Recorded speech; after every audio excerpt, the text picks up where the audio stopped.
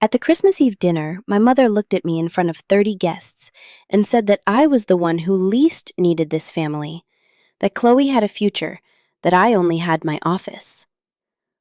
The silence that fell over that room was so thick you could chew it. I simply stood up, folded my napkin, thanked her for dinner, and left. What none of them knew is that I had spent 4 years silently building the surgical dismantling of everything they once called their estate.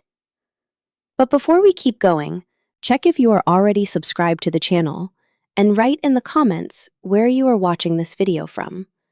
We love knowing how far our stories are reaching. There is a type of pain that doesn't show. It doesn't scream, it doesn't cry. It doesn't slam doors or ask for someone to rescue it. It just sits there, quietly, stacking layer upon layer for years.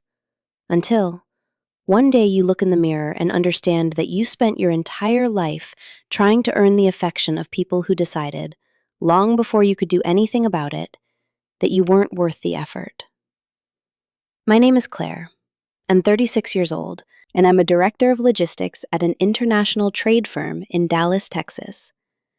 And up until the night of December 24th, I still carried a ridiculous little piece of hope inside me. That stubborn, stupid hope that maybe someday my parents would actually see me. That hope died on a Tuesday night in my parents' Highland Park estate, in front of 30 people wearing expensive clothes and laughing with that kind of laugh that never quite reached their eyes. The dinner had been organized by my mother. Grace lived for those occasions. Every Christmas Eve was her personal production, her private stage, to prove to the world that she was the flawless matriarch of a flawless family. My father, Harrison, loved any event where he could sit at the head of the table and give a speech that nobody asked for, but everybody endured, because that was just how things worked in that house. It was the same script as always. Spiked eggnog, catered beef Wellington ordered a month in advance from the woman who made it, since I was a kid. Red poinsettias in every corner of the living room, and the carefully polished illusion of a united, prosperous family. I knew it was an illusion. I had known it for years, but I kept showing up every December because there is something deeply human about continuing to try, even when reason gave up a long time ago. My sister Chloe was sitting in the center of the table as usual. She was 33 and was treated as if the simple act of existing was an achievement that demanded daily recognition. Her husband Ryan was right beside her, wearing that watch that cost 3 months of his actual salary, and that rehearsed smile of a man who has perfected the art of looking successful without having built a single thing. He introduced himself as an entrepreneur. He had 2 businesses that never turned a profit, but always needed more investment. Together, they formed a couple that lived entirely off their image, propped up by a line of credit that, at that moment, I still didn't know was in my name. I arrived alone, just like every other year. I parked my car half a block down because the circular driveway was blocked by Chloe's Range Rover and my father's sedan. I walked up the stone pathway with my purse in one hand and a bottle of wine in the other. I rang the bell. The housekeeper, who had been helping in the kitchen since I was 12, opened the door. She actually smiled at me. She was the only one who did that night. I walked into the living room and nobody moved. Chloe was showing a group of guests pictures from her trip to Aspen, a trip my parents had gifted her for her wedding anniversary. Ryan was explaining the details of a commercial real estate investment to a distant cousin, something he claimed would double his capital in under a year. My mother supervised the dining table with the gaze of a stage director who controls every detail. My father was in his leather armchair with a glass of scotch in his hand, receiving a neighbor's greeting as if it were an audience with the governor. Nobody asked me how I was doing. Nobody asked about my job, my life, about anything. I sat at the edge of the table in the leftover seat and just watched. It was something I learned to do very early in life. Stay on the edges, analyze the center, and understand exactly what nobody was saying out loud. When they served the main course, my father stood up. This was the moment for the annual speech. He adjusted his collar, raised his glass of scotch, and started talking about family, about legacy, about how proud he was of what they had built together. He talked about Chloe for 4 solid minutes, about her lifestyle brand, her social media presence, how she represented the future of the family. When he got to me, he said exactly this. And our other daughter, who is also here. Nothing else. Not even my name or what I did. Just that. The other daughter, who is also here, like a footnote in a document nobody is ever going to read. I felt my stomach tighten. Not out of surprise, because there were no surprises left. Out of something much worse. Confirmation. After dinner, my mother stood up. Grace had this cruel talent for turning any moment into her personal spotlight. She picked up her glass, asked for silence with a wave of her hand. She had practiced 1,000 times in front of her country club friends, and smiled. That smile I knew all too well. The smile of someone who is about to unleash something she's been holding on to. Something that will give her immense pleasure to say. She announced that they were giving Chloe and Ryan the entire second floor of the estate, that they were going to remodel it for them, that it was time for the new generation to put down roots in the family home. The guests applauded. Chloe faked surprise, covering her mouth with both hands, as if she hadn't known about it for weeks. Ryan raised his glass with the expression of a guy who just won something he didn't earn, but accepts without the slightest hint of shame. I raised my hand slowly, not to clap, but to ask a question. With all the calm in the world, I asked if that wasn't part of the shared inheritance, if there shouldn't be a conversation between both daughters before disposing of the family property. It was a reasonable question, asked in a reasonable tone. In a moment that was screaming for someone to say something reasonable, my mother looked at me.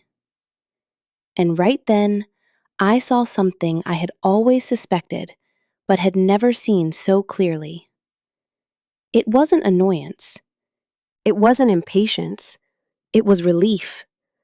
As if she had been waiting for the perfect excuse to say what she really thought. What came out of her mouth was clean, direct, and devastating. She said that I had always been the one who least needed this family, that Chloe had a future, a husband, a life plan, that I only had my office and my empty apartment, that if I wanted an inheritance, I had earned it myself with my salary, and that I should just be grateful they even invited me to dinner. The silence that followed belonged to another world. 30 people stopped breathing at the exact same time. The Christmas carol playing in the background felt obscene. Out of the corner of my eye, I saw Chloe hiding a smirk behind her napkin. Ryan stared at his plate, looking like a man trying very hard not to burst out laughing. They expected me to fall apart. They wanted to see the tears, the broken voice, maybe a scene, maybe a plea. They wanted me to make myself small in public, the exact same way they had made me small in private for 3 decades. I didn't give them that gift. I felt something strange inside me. It wasn't rage. It wasn't the urge to cry. It was clarity. As if those words had finally knocked down the very last wall I had kept standing out of pure sentimental stubbornness. And without that wall, suddenly, I saw everything with a sharpness I'd never had before. I took my napkin, folded it carefully next to my plate, stood up slowly, smoothed out my black dress with both hands, and looked directly at my mother. Not with hate, not with pain, but with a calm that I knew was going to be more terrifying than any scream I could let out. "Thank you for dinner," I said. "Merry Christmas." I turned my back and walked toward the door.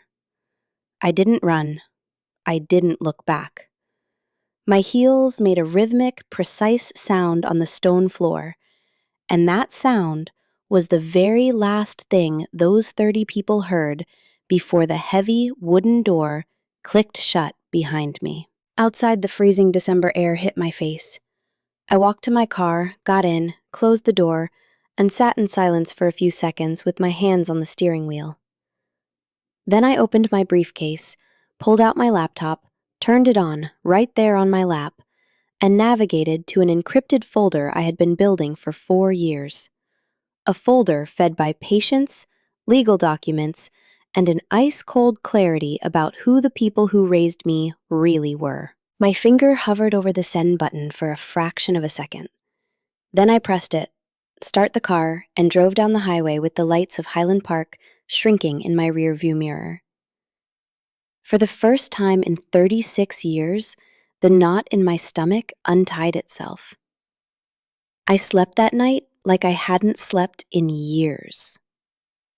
It might seem like a minor detail, but to me, it was practically a miracle. I had spent a long time waking up at 3 in the morning with that dirty feeling of someone who keeps trying to solve a puzzle that has no solution. That night was different. I closed my eyes in my downtown apartment and simply sank into a deep, clean sleep, totally free of the weight of the people who wanted to keep me small. The morning of December 25th came through the floor-to-ceiling windows with that harsh, honest winter light. I laid there for a few minutes, staring at the ceiling before reaching out toward the nightstand. I grabbed my phone and unlocked it without rushing. 63 missed calls. I counted them mentally. 24 from my mother, 19 from my father, 11 from Chloe, and 9 from Ryan. The pattern was exactly what I had predicted. There were no surprises, just the confirmation that the mechanism I had triggered the night before was already doing its job. I got up, went to the kitchen, put the French press on the stove, and waited for the coffee to brew with that slow, bubbling sound that has always felt like the most honest noise in the world. I poured it into my favorite clay mug, the one I bought at a flea market in Maine on a trip I took alone because nobody in my family wanted to come with me. I took the first sip standing right by the window, watching the city wake up on a holiday. And only then did I open the voicemails. The first one was from Ryan, recorded at 6:14 in the morning with the sound of a car engine in the background, and the voice of a man who is trying not to scream, but has already lost control of his own breathing. He had gone out early to an ATM because he needed cash for some last-minute Christmas shopping. Inserted the first card. Declined. Inserted the second. Declined. He tried the third, the corporate account for his import consulting firm. Declined. Tried the fourth, the one for the organic products brand. Declined. 4 cards, 4 rejections. The ATM screen feeding him the exact same message every single time, like a mirror that refuses to lie. He called the bank from the parking lot of the 7-Eleven where the ATM was. They transferred him 3 times.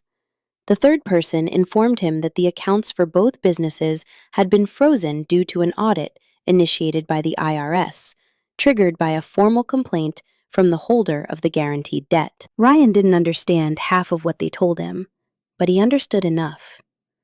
His voice on the message swung from outrage to begging and back to outrage in a matter of seconds, like someone who doesn't know whether to scream for help or threaten a lawsuit. And so he tries to do both at the exact same time. At the end of the message, you could hear the sound of a fist slamming against a steering wheel. I took another sip of coffee. The second message was from Chloe, recorded at 7:22 in the morning, with the echo of a bathroom in the background, probably locked inside so Ryan wouldn't hear her. Her platinum credit card had been canceled. The card she used to pay for everything: the clothes, the restaurants, the nails, the gym, the vacations that she later wrote off as expenses for her personal brand.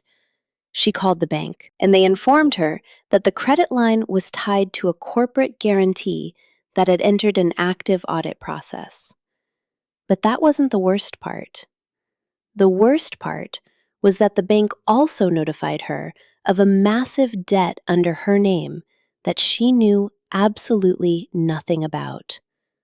A substantial debt generated by a commercial loan that someone had taken out using her information as a cosigner. Chloe didn't even know what a cosigner was. What she did know was that the monthly payment for the Range Rover she drove hadn't been paid in 2 months, and the dealership had sent a repossession notice that she had ignored, assuming it was just a glitch. It wasn't a glitch. Her voice on the recording was high-pitched, breathless, carrying that highly specific desperation of someone who has always had another person around to fix their problems, and suddenly discovers that the safety net doesn't exist anymore. I finished my coffee and poured myself another cup. The third message was from my father. Harrison was never a man who asked for things. He was a man who demanded, who threatened, who used the sheer volume of his voice as if it were a valid argument. But even knowing my father the way I did, what I heard in that message surprised me with its intensity. He called what I had done a cyber attack. He said he had reached out to a nephew who worked in IT to trace the hack. He threatened to go to the FBI. He said I had committed financial terrorism against my own blood. He used the word betrayal 4 times in under a minute. He used the word ungrateful 6 times. He said he had given me life, and that life is paid back with loyalty, not with a knife in the back. They were massive words with absolutely zero substance behind them, which was always Harrison's trademark whenever he felt the ground shifting beneath his feet. At the very end of the message, just before hanging up, I heard something I had never heard in his voice before. A tiny, microscopic crack. Barely half a second, as if his throat had completely closed up right before he could get the final sentence out. He repeated it and hung up. But that half second told me way more about his actual state of mind than all the yelling that came before it. I washed my mug, dried my hands, and got dressed to go to the office. It was Christmas Day, but my company handled international shipments that didn't stop for the holidays, and I had pending files to review. Or at least, that's what I told myself. The truth is, I needed the structure of my desk, the glow of my monitor, the rigid order of my folders. I needed to be in the only place in the world where I was exactly who I had decided to be. I drove through the empty streets of Dallas. The skyline was right there, as always, carved out against a crisp, blue sky. The city, on Christmas Day, has a very particular silence to it, as if all the industrial noise and the gridlock had gone to sleep at the exact same time. I pulled up to the building, parked in the underground garage, and took the elevator up. The hallways were entirely empty, except for the International Logistics skeleton crew. They greeted me like it was just another Tuesday. Nobody knew anything. To them, I was the exact same director as always. Punctual, precise, zero drama. At 10 in the morning, the shift assistant walked into my office with the face of someone carrying bad news and not knowing how to drop it. My father had called the building's reception desk 8 times in 15 minutes. He had insulted the receptionist using words my assistant preferred not to repeat. He had demanded to be patched through to me immediately. He had threatened to show up in person and cause a scene in the lobby that would make the evening news all over Texas. I told her to transfer the call to my direct line. When I picked up, the very first thing I heard was my name pronounced like a curse. Claire said with so much venom that the single syllable sounded like a dry fist slamming against a table. I let him talk. I let him scream. I listened to every accusation, every threat, every insult, wrapped up in that rhetoric of a wounded patriarch that my father had perfected over 65 years of refusing to listen to anyone else. He called me ungrateful. He called me calculating.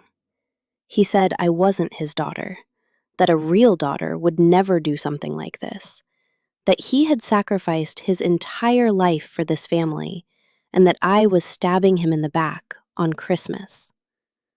On Christmas, he repeated twice, as if the date on the calendar somehow changed the nature of the facts. When he finally paused to catch his breath, I spoke with the exact same calm I had used to thank him for dinner the night before. It's not a hack, Dad. It's not a cyber attack. It's a legal audit initiated by the actual holder of the guaranteed debt. And the holder is me. The silence that followed was the kind of silence that happens when someone processes a sentence they cannot refute but cannot accept either. It lasted exactly 4 seconds. Then he started screaming again, but this time the pitch was entirely different. It was no longer the tone of a man on the attack. It was the tone of a man playing defense. I hung up the phone before he could even find the words to string a response together. The morning ran its course. I reviewed pending shipments. I signed off on cargo authorizations. I replied to emails from vendors in Shanghai who didn't celebrate Christmas and desperately needed confirmations before the fiscal close. The work had that precise quality of taking up exactly the space it needed without asking for more or giving less. Every task I completed that day felt sharper than usual, as if the clarity I had found the night before had bled all the way down into the way my fingers typed and my eyes scanned the numbers on the screen. At 2 p.m, the building's security system pinged my phone. 2 unauthorized visitors in the lobby. Their names were on the block list I had set up the week prior. Chloe and Ryan had arrived, making noise. As always, Chloe was demanding to know what floor my office was on. Ryan was talking to the security guard with that condescending tone of a guy who genuinely believes an expensive suit gives him authority over anyone wearing a uniform. The guard, a 6'3" guy who had spent 8 years working industrial private security, just stared at them with the deep patience of someone who has seen this exact theater play out 100 times. I authorized them to come up, not because I wanted to see them, but because what was coming next required them to be sitting across from me on my turf at my conference table, playing strictly by my rules. They walked into the conference room as if they owned the building. Chloe collapsed into the nearest chair, her eyes puffy and bloodshot.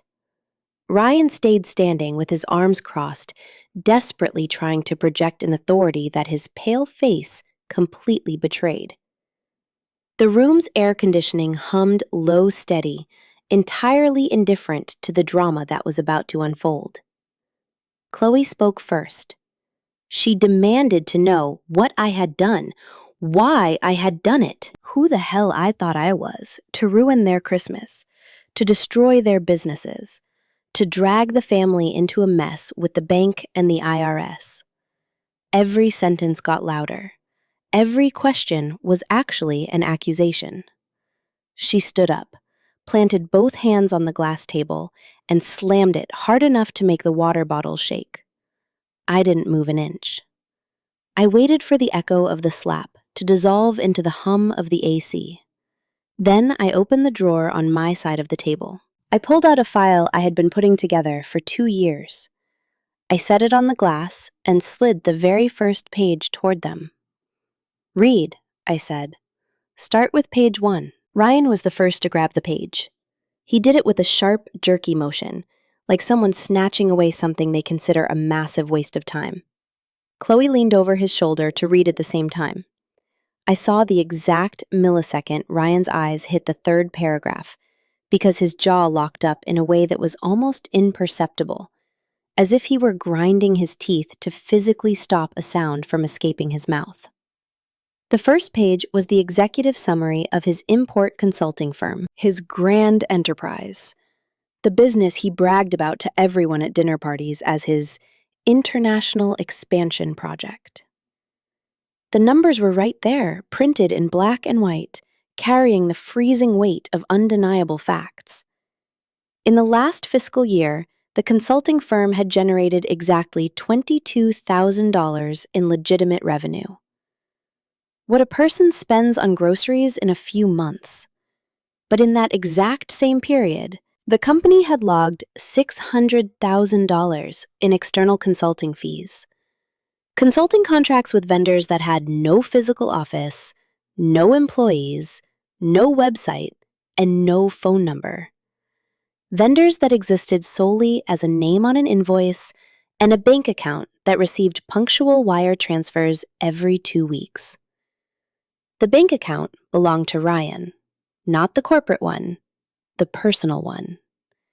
The exact same account where he deposited the cash he used to pay for the high-end restaurants, the vacations, the watches, and the monthly lease on a luxury SUV he absolutely couldn't afford with any real income. I flipped to the second page before Ryan could even open his mouth. The organic products brand. The second business. The one Chloe constantly tagged on her social media as her health and wellness startup. The page showed the inventory registered with the IRS. 0 physical products. Contracts with suppliers. 0. The client database. Empty. There wasn't a single product manufactured, not a single shipment sent out, not a single sale completed in the 3 years that company had existed. What did exist was a fixed monthly expense of $1,500, categorized as promotional events, which matched down to the exact penny the monthly lease of the Range Rover Chloe drove around town. There were invoices for trips to Aspen, St. Bart's, Miami, and Cabo, all written off as public relations expenses. There was a monthly dinner at a high-end sushi place in Highland Park, billed as a business meeting with potential investors. The potential investors were Chloe and her friends, drinking sake and ordering truffle tuna rolls. Chloe looked up from the page and stared at me like I had fabricated those numbers out of thin air, as if the ink on the paper were just an elaborate lie cooked up by a jealous sister. She opened her mouth to say something, but I was already flipping to the third page, the third company. This one didn't even bother pretending to be real. It was registered as a corporate event planning firm. In 3 years of existence, it hadn't organized a single event. Not a conference, not a workshop, not a business lunch, not a board meeting. Nothing. But the company religiously paid month after month the lease on a sports car Ryan drove on weekends, and the balances of 2 platinum credit cards whose statements showed absolutely nothing but charges at luxury restaurants, designer boutiques, and hotel reservations in tourist traps. 3 companies, 3 empty shells, 3 facades designed with the sole purpose of turning someone else's money into a lifestyle that did not belong to them. Ryan dropped the pages onto the table.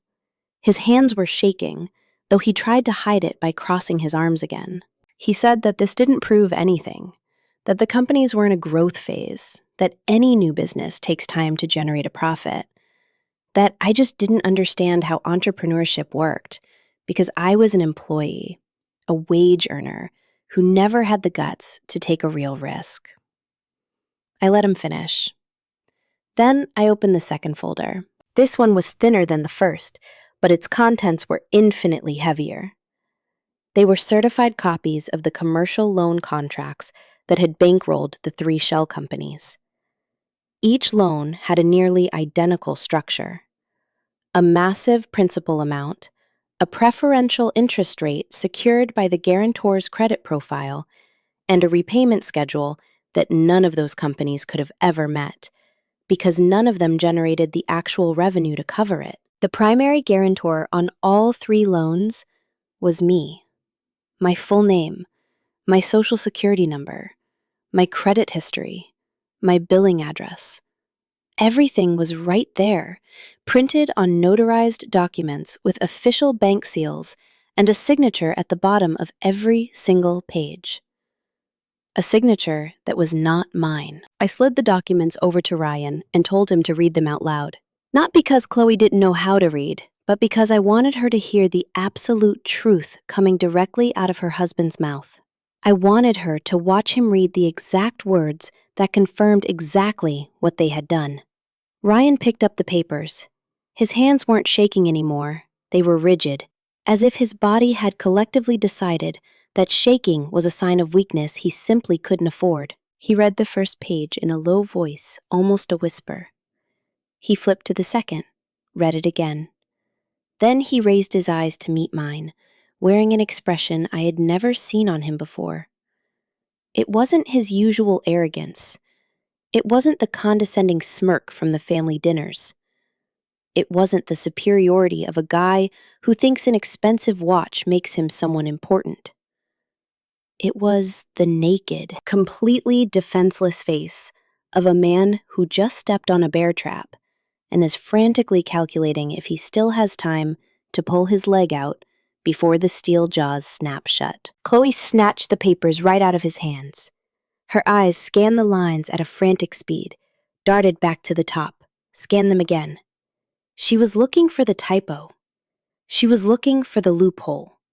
She was looking for any tiny detail that would turn this whole thing into a mistake, an exaggeration, something that could be magically fixed with one phone call to my father's lawyer. But there wasn't one.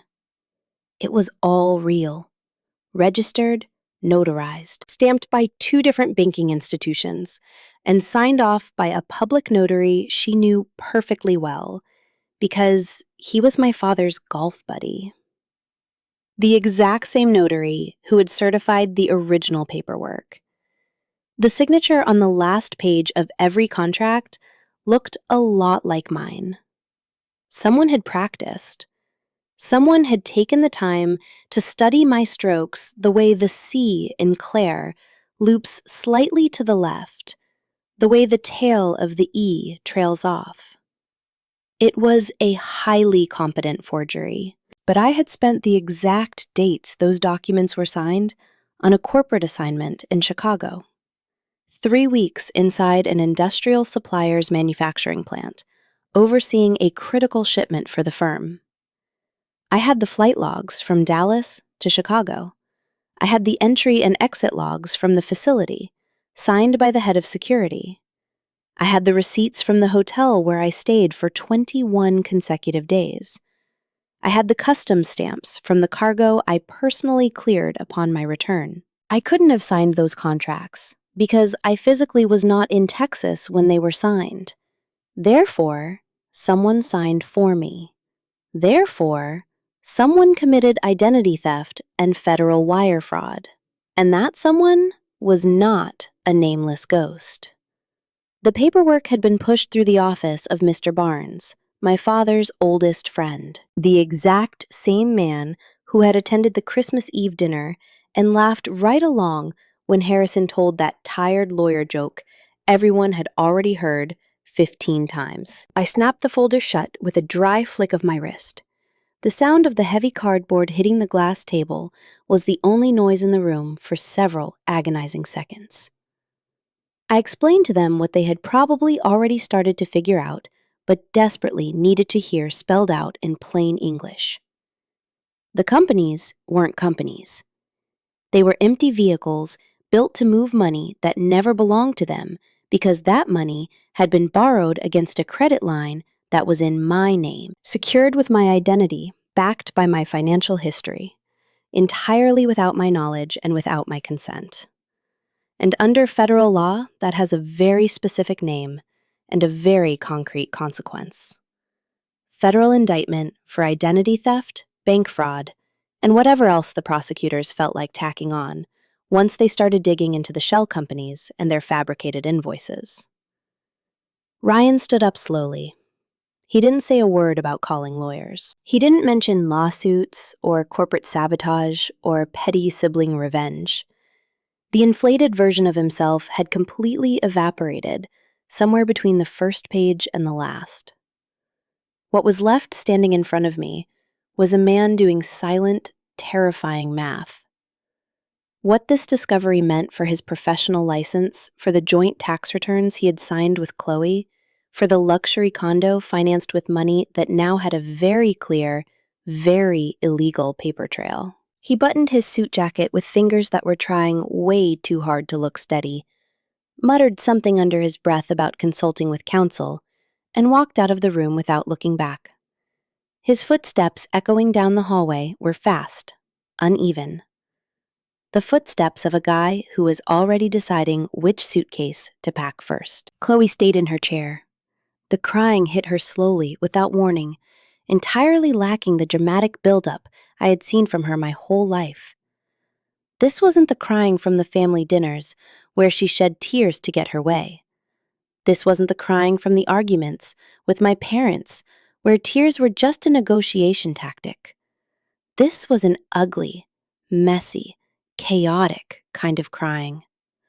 Her nose was running, and her shoulders were shaking in a way that proved that beneath the lifelong performance, there was just a person who had simply never learned how to stand on her own 2 feet.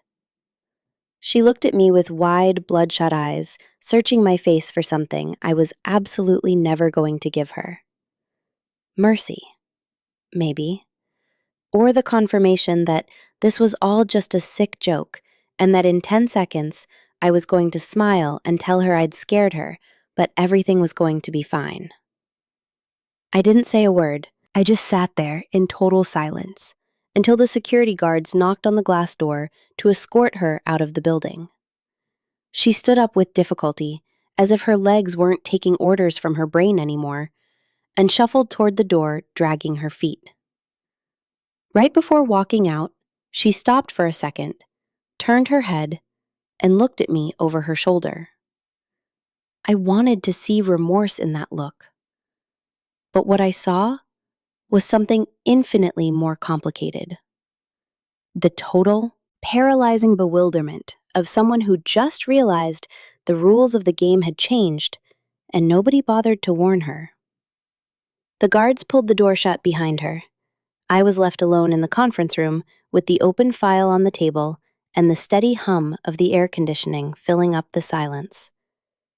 I walked back to my desk, opened the next shipping manifest, and kept working. That night at 9:47, my cell phone rang. It was my father. But the voice I heard was not the voice from that morning. There was no screaming, no threats, no massive words hurled like heavy stones. It was a low voice, almost soft, carrying that artificial modulation of a man putting a massive amount of effort into sounding affectionate after decades of zero practice. He said things had gotten out of hand, that families shouldn't be fighting like this, especially not around the holidays, that my mother was filled with regret that she hadn't slept, that she had been crying all afternoon. He said they wanted me to come over to the house on Saturday for a reconciliation dinner. Just the family, he said. No guests, no scenes, just us sitting around the table, talking like the family we are. He used the word home. He used the word blood. He used every single word he knew might still carry some residual weight with me. Words he had blatantly ignored for 36 years, but was now dusting off like rusty tools because every other weapon had failed. I didn't answer right away. I let the silence stretch out over the line until it became physically uncomfortable for him. Then I told him I would think about it, and I hung up. I sat on my couch with the phone in my hand, watching the screen go dark. I knew exactly what that invitation was. I had known for a very long time exactly how my family operated whenever they felt the floorboards rotting beneath their feet. First, the screaming. Then the threats. Then the manufactured tenderness. Then the dinner, complete with legal documents sitting on the table, just waiting for a signature. It was an old, predictable, exhausted script, and on the night of December 24th, I had decided I was absolutely done following scripts that other people had written for me. But I was going to go, not out of pure naivety, not because my father's words had magically plucked some dormant heartstring. I was going to go because there was one final piece of the puzzle that needed to be slammed into place, and that piece had to be delivered in person, inside that house, in front of those exact people, at the exact right moment. I put the phone down and looked out the window of my apartment at the Dallas skyline, the lights flicking on one by one in the distance. I wasn't going to that house to reconcile. I was going to drop the final piece. The Highland Park estate looked different in the fading light of Saturday afternoon. It had always seemed so massive to me when I was a kid.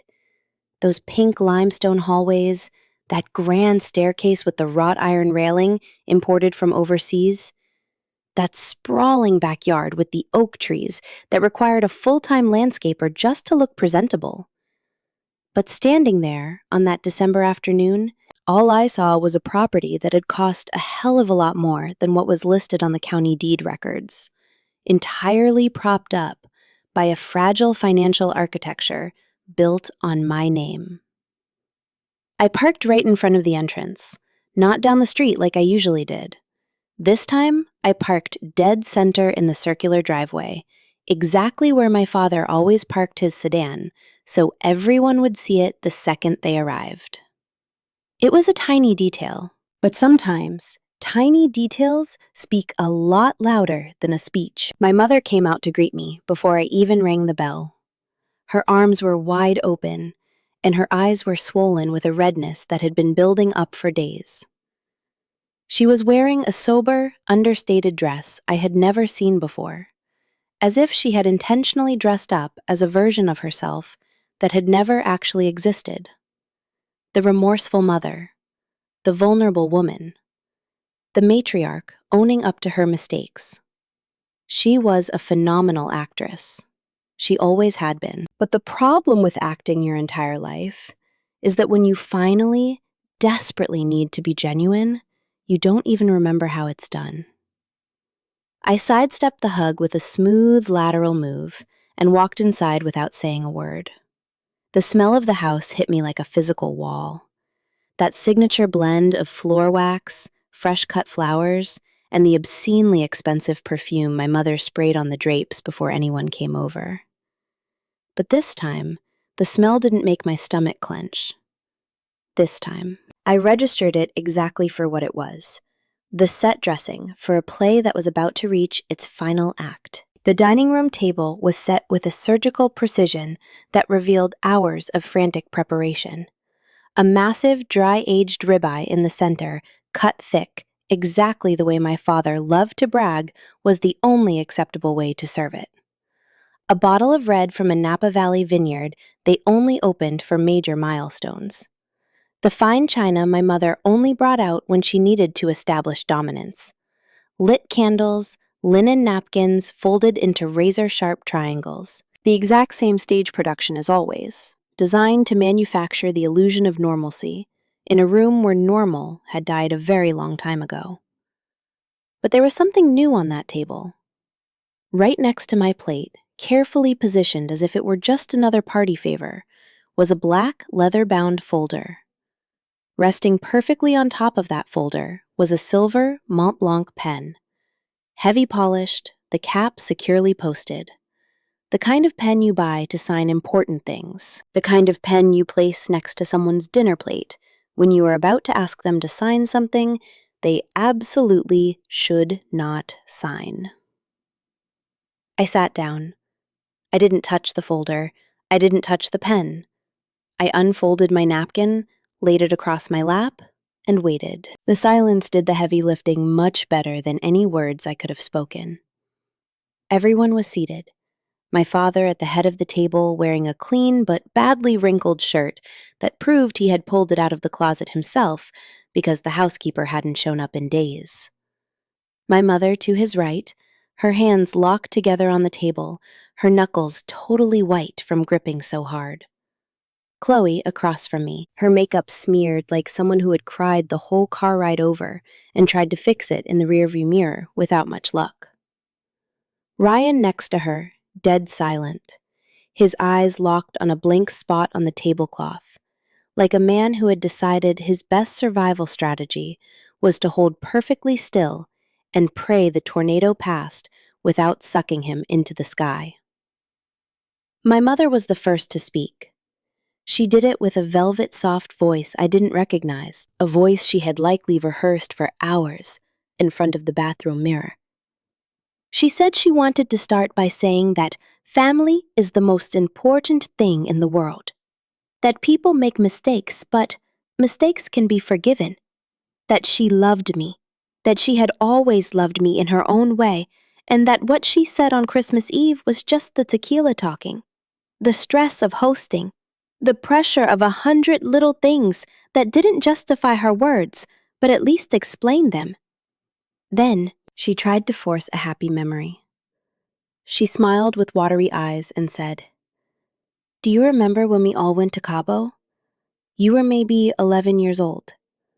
We had such an incredible time that week. It was the last time we were truly together as a family." I corrected her, keeping my voice completely flat. "That summer you left me at home with Mrs. Carmichael next door because Chloe refused to share a hotel room with me. She said I snored and she needed her beauty sleep. Instead of telling Chloe to learn how to exist in the same room as her own sister, you and Dad decided it was just easier to leave me in Dallas. Mrs. Carmichael made me eat scrambled eggs and rice for dinner every single night for a week, and she let me stay up late watching soap operas with her because she felt genuine pity for an 11-year-old girl spending her summer vacation entirely alone. When you got back from Cabo, you had a fresh tan and a puka shell necklace you bought for Chloe on the beach. You brought me back a bag of stale roasted peanuts from the airport." The silence that settled over the table this time was different from the silence on Christmas Eve. That one had been fueled by shock, by impact, by 30 people holding their breath. This was the silence of cornered animals, of people desperately digging for a version of the past that made them look like the good guys, only to discover that version didn't exist. Ryan tried to pivot. He leaned forward, placing both hands flat on the table, dropping into that negotiator pose he had probably picked up from some YouTube video about alpha body language for entrepreneurs. He started using financial jargon to explain exactly why freezing the assets was an economically reckless decision. He talked about cash flow, about working capital, about the absolute necessity of maintaining liquidity so the companies could restructure and generate long-term value. He used the word synergy. He used the phrase window of opportunity. He was talking as if he were leading a boardroom strategy session, not sitting at a family dinner where the ribeye was getting cold and his father-in-law had the bloodshot eyes of a man running on 3 days of zero sleep. I let him talk until he was halfway through his pitch. Then, without raising my voice a single decibel, I started citing the exact sections of the Uniform Commercial Code that guaranteed my absolute rights as the primary creditor of the secured debt. I broke down the legal difference between a preventative asset freeze and an executive seizure. I mapped out the exact procedural timelines the law dictates for each phase. I casually mentioned that Title 18, Section 1344 of the United States Code establishes very specific federal prison sentences for anyone who uses forged signatures on bank documents to obtain financial leverage. He stopped talking right in the middle of a sentence. Literally. The word just hung there in the air, totally incomplete, like a bridge someone started building and suddenly realized was never going to reach the other side. He slumped back into his chair and didn't open his mouth again for the rest of the night. My father stood up. The movement was violent, packed with that compressed, volatile energy of a man who physically cannot sit there pretending to be patient for one more second. He shoved the black folder across the table toward me with the back of his hand and said it was simple. I sign the papers, the debt gets rolled back into the family trust, the asset freeze gets lifted, the whole legal mess gets buried forever, and we can all move forward as if absolutely nothing had happened. As if absolutely nothing had happened. He repeated the phrase, staring dead into my eyes, as if saying it twice possessed the magical power to make it a reasonable request. I looked at the folder. I looked at the silver Mont Blanc pen resting on top of it. Its heavy, polished weight carrying the silent promise that everything could just go back to normal if I simply picked it up and put my name exactly where they told me to. The entire room stopped breathing. My mother pressed her hand flat against her chest. Chloe bit down hard on her bottom lip. Ryan looked up from the tablecloth for the first time in 20 minutes. I picked up the pen. I held it between my fingers for a long, quiet moment.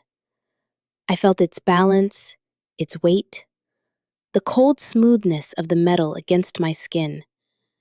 It was an expensive pen, engineered specifically to make the simple act of signing your name feel incredibly important, solemn, permanent. And they were right about that part. What I was about to do with it was absolutely permanent. With one single deliberate motion, I snapped it clean in half. The sharp crack of the metal was a small but violently crisp sound that swallowed the entire room. Blue ink exploded across the documents, staining the top page with a chaotic, jagged pattern that looked like a psychological ink blot test. I dropped both broken halves directly onto the ribeye. The ink instantly mixed with the juices of the meat and bled slowly onto the pristine white tablecloth. What happened next was like watching a concrete dam finally give way. My father shot up with so much explosive force that his heavy wooden chair tipped backward and slammed against the floor, with a crash that made the silverware jump. His face turned that terrifying shade of dark bruised red that I had known since I was a little girl, the color that meant total, unhinged loss of control. He was no longer the dignified patriarch of the dinner parties, the respected man at the country club, the titan of industry who shook hands firmly and smiled perfectly for the cameras. He was a man in total collapse, wielding raw rage as his very last weapon against a reality he had built himself on a foundation of cheap sand. He screamed. He threatened to call every single connection he had, the bank executives, the board members of the Texas Business Council, the politicians he drank scotch with at the country club. He said he was going to nuke my reputation from orbit. He was going to get me fired from my firm. That without this family, I was an absolute nobody. That every ounce of credit I had ever built belonged to him by right of blood. That children are just extensions of their parents, and that what I was doing was viciously biting the hand that fed me. I sat there and absorbed every single word without twitching a muscle. When he finally ran out of oxygen and had to stop to breathe, his hands planted flat on the table, his chest heaving violently up and down. I reached into my purse and pulled out a thick yellow envelope. The wax seal was still fully intact.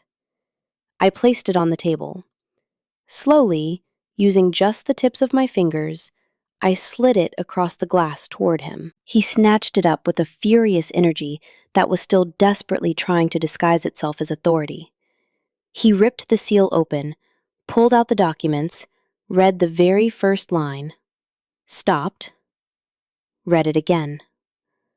The bruised red began draining from his face, millimeter by millimeter, as if his blood had suddenly decided to abandon the surface and retreat to some deep hidden place where nobody could see it. What was left behind was a sickly, hollow paleness I had never seen on him before, an ashen white that came from deep inside, from that exact place where a person stores the terrifying truths they've always known but violently refused to look at. The document he was gripping was the last will and testament of my grandfather, Arthur Harrison, the original founder of the hardware empire, the quiet, stoic man who used to watch everything unfold from his armchair during family gatherings, rarely speaking more than 10 words in a given afternoon. This wasn't the sanitized summary my father's lawyer had presented decades ago in a boardroom where Harrison was already strutting around as the proud, absolute heir. This was the complete, unredacted original document containing every single clause that nobody bothered to read all the way to the end simply because nobody thought they needed to. My grandfather had been a man of very few words, but immense observation. He had seen straight through his son long before his son ever bothered to look at himself. And he had made a quiet, airtight decision to protect the wealth he had built over 40 years of honest, grueling labor in a way Harrison never could have seen coming. Because Harrison always automatically assumed that blood inheritance came bundled with competence and divine right. The Highland Park estate had never been left to my father. Never. The property had been locked into an irrevocable trust managed by a ruthless corporate law firm in New York with one single designated beneficiary upon her 30th birthday. Me. My father was not the owner of this house. He never had been. According to the ironclad terms of the will, he and my mother were merely temporary occupants with conditional permission. And that condition automatically evaporated the absolute second they committed any financial crime against the beneficiary of the trust. That condition had been violently shattered 4 years ago, the moment they used my name and my flawless credit to secure the massive loans that bankrolled Chloe and Ryan's empty shell companies. But there was more. The bank that had issued the massive mortgage on the estate, the mortgage my father had fraudulently taken out against a property that already belonged to me, had gone bankrupt 2 years ago. Its entire portfolio of toxic assets had been auctioned off. My investment fund bought that exact portfolio for pennies on the dollar. I had bought their debt. I had become the primary creditor of the mortgage they had illegally placed on a property that I already owned by right of inheritance. My mother figured it out before my father did. I watched her face register the exact moment the entire architecture of her life collapsed into dust. She slid out of her chair, moving in slow motion, as if her legs had simply uninstalled themselves. She ended up sitting flat on the stone floor, her spine pressed hard against the leg of the dining table, staring blankly at a spot on the wall that simply wasn't there. Chloe started screaming, begging someone to do something, to call someone, crying that there had to be a fix, that this couldn't actually be happening. Ryan didn't say a single word. He was standing near the back wall, staring out the window without seeing a damn thing, wearing the hollowed-out expression of a guy who is already doing the brutal math on what he can salvage and what he has to leave behind to burn. I stood up, put on my coat, grabbed my purse, looked at the four of them one last time, and said exactly what needed to be said. You have until 8 o'clock Monday morning. The county sheriff will be at the door. I walked out the exact same heavy wooden door I had walked out on Christmas Eve. But this time, I wasn't just leaving. I was closing it for good. The weekend separating that Saturday from Monday morning must have been the longest 48 hours of their lives. I wasn't there to watch it happen, but I know those people intimately enough to picture it with a precision that borders on photographic.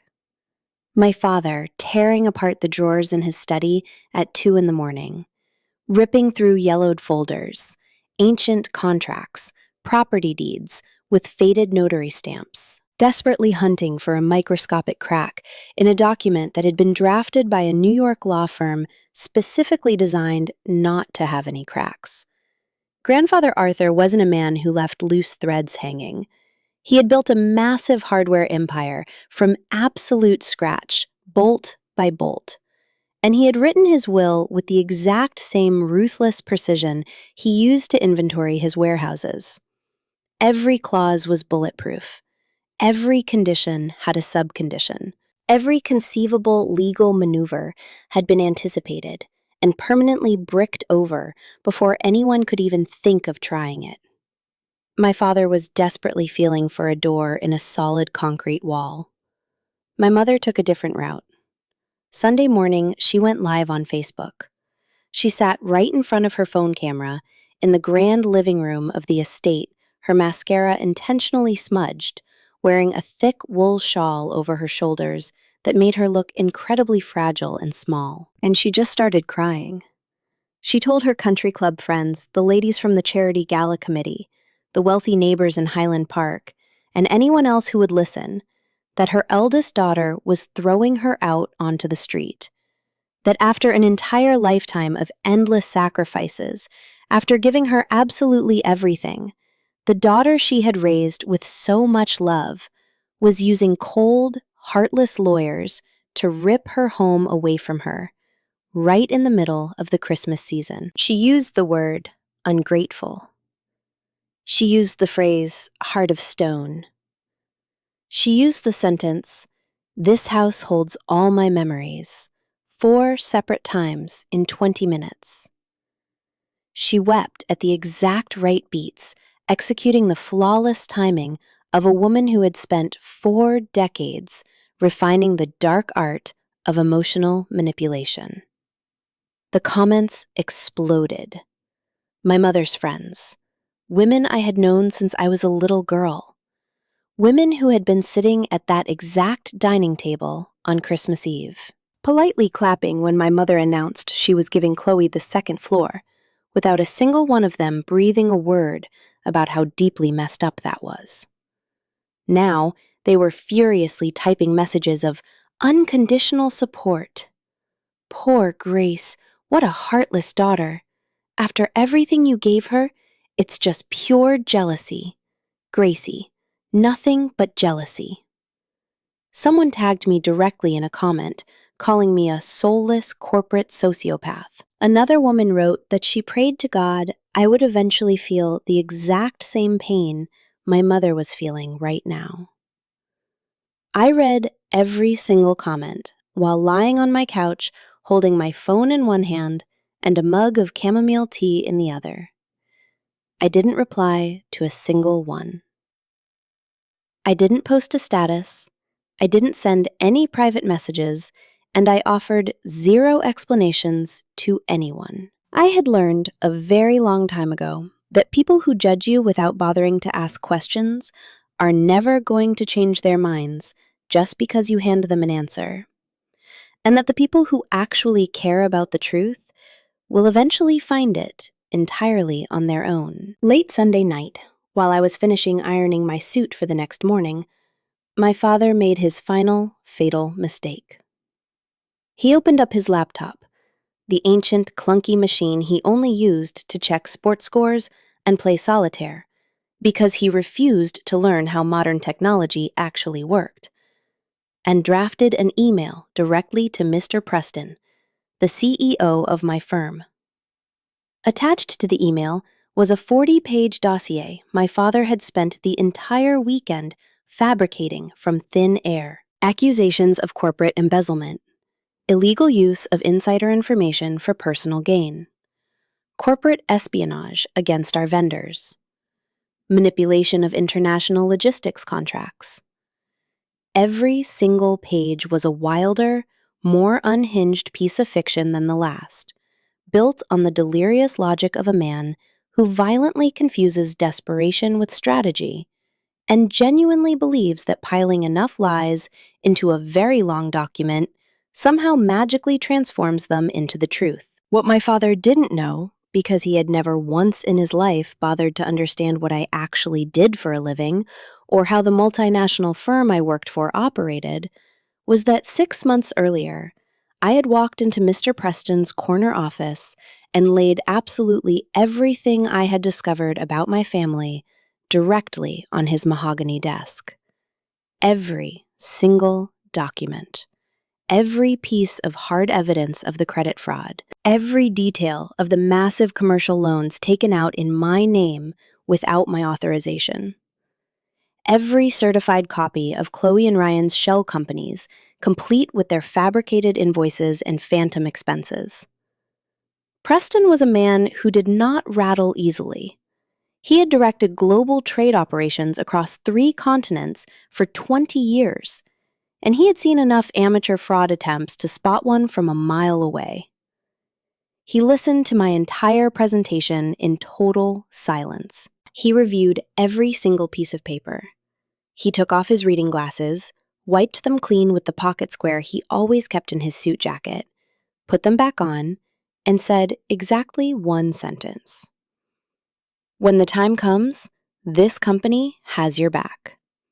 I had made absolutely sure he held all the cards long before any manufactured crisis could ever catch him off guard. Monday morning, I walked into the office before 7. Preston was already there. He called me into the executive floor conference room before I could even set my bag down at my desk. There was an active conference call on the line. The speakerphone in the center of the table was glowing green, and on the other end of the line was my father. He had called at 6:45, utterly convinced he was about to listen to the real-time, professional execution of his own daughter. Preston let him talk. He let him lay out his wild accusations one by one, listening to that arrogant voice of a man who feels invincible because he's holding a 40-page PDF that supposedly backs up his lies. Preston listened with the flawless, terrifying patience of a man who manages international supply chains and has absolutely zero tolerance for amateur hour disguised as a legal offensive. When my father finally finished his pitch, Preston spoke. He delivered it with that bone-dry precision I knew from our toughest board meetings. Not a single word wasted. He stated that the dossier had been received by our corporate legal department the night before, that the legal team had analyzed the contents, tracked the originating IP address, verified the digital signature of the sender, and immediately forwarded the entire package directly to the Federal Bureau of Investigation. Because transmitting fabricated documents across digital channels with the explicit intent to damage a senior executive of a firm that handles massive government contracts wasn't just a sloppy attempt at family revenge. It was federal wire fraud, a felony codified in the U.S. Penal Code with extremely specific mandatory minimums, which the legal department would be absolutely thrilled to detail for him if he required a clearer explanation. The sound of the phone dropping on the other end of the line was a heavy, hollow thud, followed instantly by dead silence. Preston looked at me over the rim of his glasses, gave me one single sharp nod, and walked out of the conference room without saying another word. He didn't need to. At 7:50 in the morning, I parked my car directly in front of the Highland Park estate.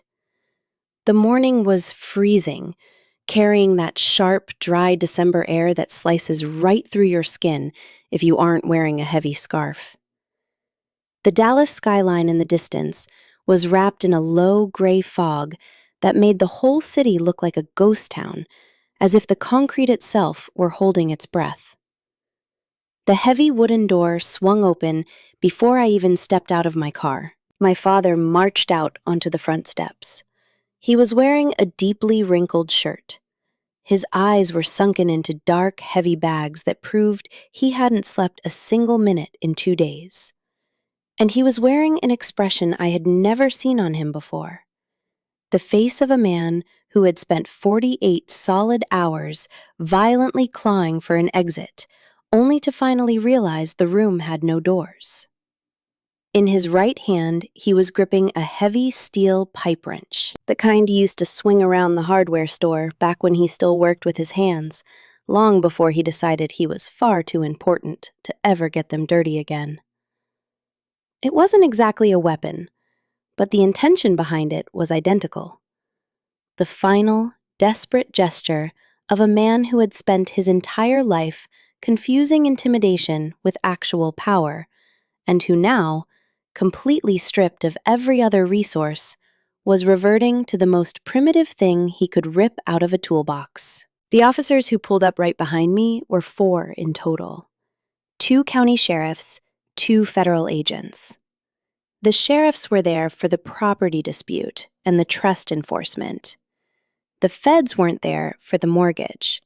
They were there for the 40-page digital dossier my father had fired off at 2 in the morning on Sunday. A fabricated document packed with malicious lies transmitted across state lines with the explicit intent to destroy a corporate officer handling government contracts. Preston had formalized the federal complaint the night before, exactly as he promised he would. My father stumbled down the stone steps, screaming that this was an armed robbery, that I was stealing what belonged to him by birthright and by divine law, that his own father had built this house, and therefore it belonged to him by the natural order of things. He burned through every massive, hollow word he had hoarded over decades of genuinely believing that shouting the loudest meant you were automatically right. The neighbors in the adjacent mansions started peeking through their expensive blinds. A woman, walking her golden retriever, stopped dead on the sidewalk across the street, her jaw physically dropping. The agents were brutally efficient, totally devoid of drama. One stepped smoothly between my father and me. The other ordered him to drop the wrench and put his hands where he could see them. He didn't drop it right away. He took 1 half step in my direction, keeping the heavy steel raised at chest level. Not as a direct, calculated threat, but as the automatic muscle memory of a man who literally doesn't know how to exist in a room without imposing his physical size. He didn't take a second step. I walked right up to the base of the stone stairs. I stopped 10 feet away from him, opened the leather folder tucked under my arm, and pulled out the very last document. The certified, stamped copy of the trust agreement, complete with the official ruling from the New York law firm, legally confirming the absolute transfer of the property title to my name, effective retroactively from my 30th birthday. I handed it directly to the federal agent standing next to me. He scanned the first page, checked the embossed seals, verified the notary signature, and gave a short nod. My father stared at the papers in the agent's hands. Then he looked at me.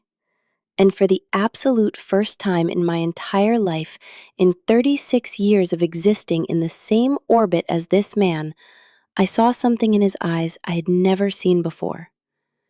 It wasn't rage. It wasn't disgust. It wasn't that cold, calculated indifference he used to treat me like a piece of ugly furniture taking up space in his house. It was fear. Real, naked, totally undisguised terror. The paralyzing fear of a man who finally understands that he spent his entire life radically underestimating the absolute wrong person. I told him exactly what I needed to tell him, without an ounce of cruelty, without a drop of sarcasm, without that bitter, gloating pleasure of revenge he was probably bracing himself to see on my face. I told him I hadn't stolen a single thing, that I had simply received what was always mine, protected by a man his own father who saw the exact rot in him that he violently refused to see in himself. I told him they had used my name and my spotless credit to bankroll a pathetic lie. That they had looked me dead in the eye in front of 30 people and told me I was the one who least needed this family. And that they genuinely believed, right up until the very last second, that none of it would carry a single consequence. Because I was the daughter who never fought back, the daughter who sat quietly on the edges, the daughter who said thank you and disappeared without making a sound. They were wrong. The agents put my father in the back of an unmarked cruiser and drove off without turning the sirens on. My mother was sitting on the cold concrete curb near the driveway, 2 designer suitcases resting at her feet, staring straight ahead with the hollow eyes of someone whose brain refuses to process what they just lost. The smeared makeup from the Facebook Live broadcast was completely gone, and what was left underneath was the actual, unedited face of a 62-year-old woman who had built her entire existence on a fragile image, only to discover that an image doesn't carry heavy luggage, and it definitely doesn't pay legal fees. Chloe pulled up 20 minutes later in a cheap cab. She was dragging 3 black plastic trash bags stuffed with her clothes. Her face was swollen, her eyes completely empty, carrying that specific exhaustion of someone who has cried so hard their body physically cannot produce another tear. Ryan had vanished in the middle of the night. I found out later that he had tried to wire the very last remaining funds from the corporate shell accounts to an offshore bank at 4 a.m. The transaction was flagged and intercepted by federal authorities before it could even clear. Nobody knew where he was, and honestly, nobody seemed to care. The 2 of them just sat there together on the freezing curb, the mother and the golden child, staring up at me standing on the front steps. There was no hatred in those looks. There was something infinitely more complicated than hatred. A silent, desperate begging for me to be fundamentally different from them. A plea that the daughter they had so casually thrown away would somehow be capable of an act of mercy they had never once been willing to offer when they held all the cards. I looked at them for a long, quiet moment. Then I turned around, walked up the stone steps, opened the heavy wooden door, and pulled it shut right behind me. The silence inside that house was a completely different breed. It wasn't the suffocating, tense silence of the family dinners.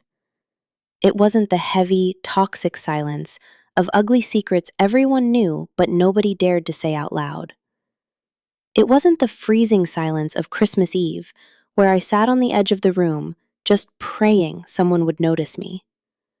It was a clean, massive, echoing silence. The silence of a space that had finally, inevitably, found the person it actually belonged to. I walked into the kitchen. I found a bottle of high-end bourbon my father had cracked open on Friday, still half full. I pulled a heavy crystal tumbler out of the cabinet, one of the expensive ones my mother kept locked away because she thought the housekeeper would break them. I poured it carefully.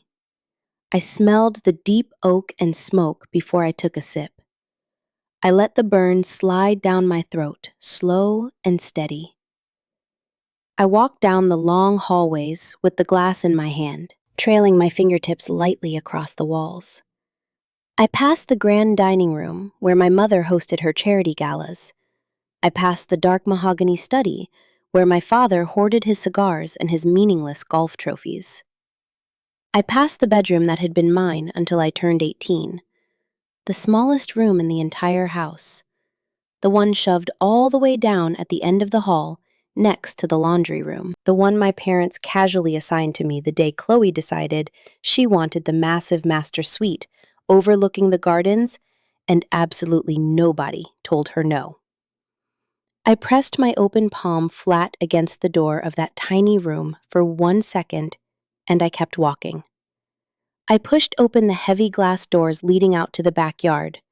The December sun in Dallas was hitting the dormant grass with that highly specific mid-morning light. golden, piercing, totally unfiltered by clouds. The massive oak trees stood quiet and heavy. The air smelled like cold dirt, dry leaves, and that sharp, honest scent that Texas carries in the dead of winter. Clean, freezing, and absolute. I stood out there, glass in my hand, just breathing. I thought about the brutal toll it had taken to reach this exact second. Not the money, not the lawyers, not the endless stacks of documents. That was the easy part. The part you solve with raw patience and cold math. I thought about the decades of stacked silence, about the childhood birthday parties where I sat alone in the corner eating cake while everyone else played, about the perfect report cards that absolutely nobody bothered to put on the fridge, about the massive professional milestones that evaporated into thin air while Chloe got a standing ovation for posting a filtered photo on Instagram. I thought about the little girl I used to be, the girl who spent decades desperately trying to decode what was so fundamentally broken inside her that made her so impossible to love. There was nothing broken inside me. There never had been. The rot was entirely inside them. And their rot became my problem for way too long, right up until the exact moment I decided it wasn't anymore. I raised the crystal glass toward the wide-open Texas sky. I didn't say a single word out loud. There was absolutely nothing left that needed to be said. I smiled. Not the polite manufactured smile from the dinner parties where I pretended everything was fine. Not the calculated, sharp smile from the boardroom where I projected total control. A real, quiet, highly imperfect smile. One that belonged entirely to me. And I just stood there planted in the backyard of the massive estate that had always been mine, feeling for the absolute first time in 36 years that the space I took up in this world was the exact right size. Now, if this story hooked you, hit that subscribe button and let me know down in the comments which part left your jaw on the floor.